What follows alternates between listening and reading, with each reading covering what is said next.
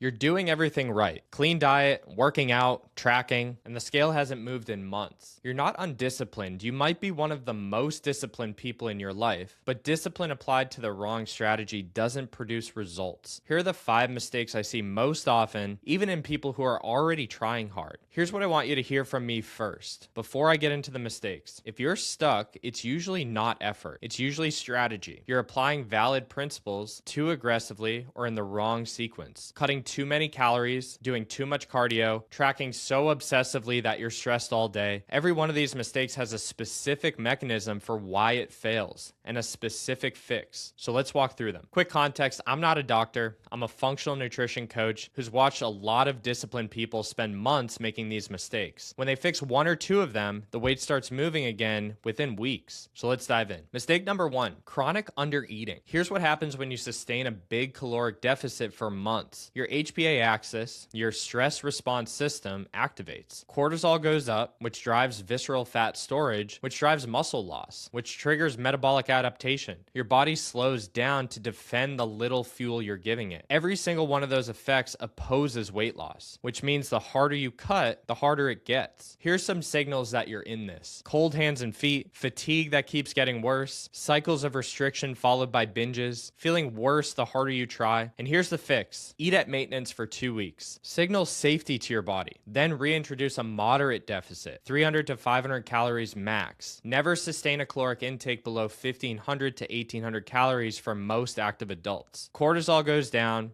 metabolism recovers, weight loss can restart. And mistake number 2, cardio heavy training. If you're already in a caloric deficit and add hours of cardio every week, here's what happens. You burn fat, but you also burn muscle. Muscle loss drops your resting metabolic rate. So next month, you need to eat even less to keep losing. And next month after that, your body composition gets worse even as your weight goes down. Same weight, higher body fat percentage, you feel smaller but softer. And in every month makes the next month harder. Here's some signals that you're in this. Lots of cardio, caloric deficit, months of effort, the scale's moving slowly, and you're feeling smaller but softer. You're losing definition. So here's the fix. Flip the ratio. Prioritize resistance training 3 to 4 times a week. Cardio for cardiovascular health, not for calorie burn. Zone 2 walking or cycling 2 to 3 times per week for 30 to 45 minutes is plenty. Save high intensity cardio for 1 or 2 sessions a week max. Mistake number 3, not eating enough protein.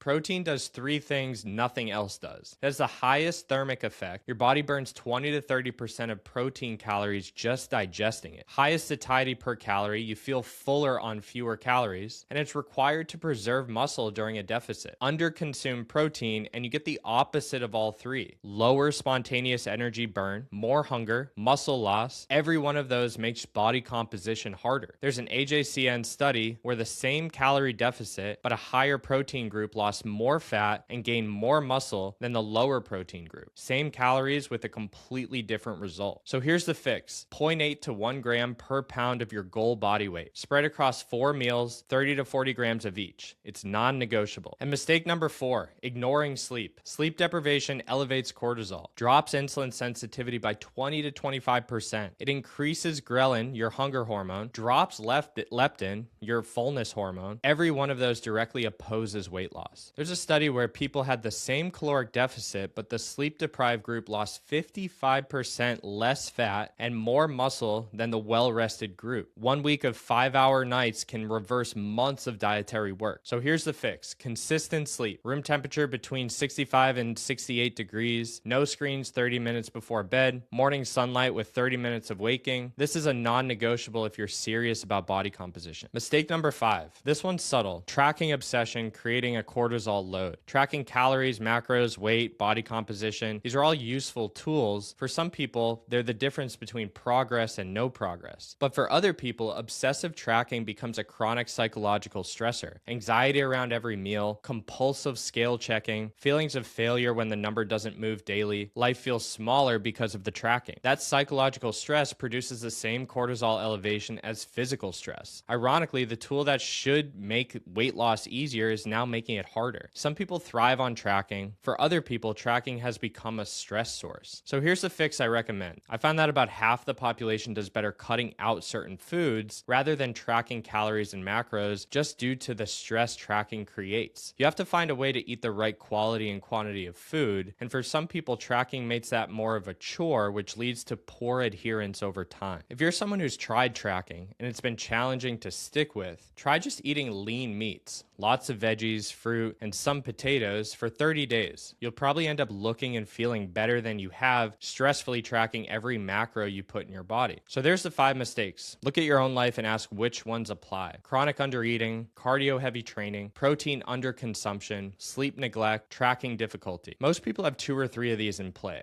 So fix the biggest one first, then move on to the next. Don't try to change everything at once. So if you take one thing from this video, take this. Discipline isn't the problem when you're stuck. It's usually strategy. Fix the strategy and the discipline you already have starts producing the results you want. And if you want to start asking better questions about your own body, and finally get to the root of your chronic health issues, make sure to subscribe. We're on a mission to help 1 million people get off symptom managing medication and finally heal the root cause. Click subscribe so you don't miss the next one. And if you're looking for support working with our functional practice, click the link in the description to schedule a free consultation.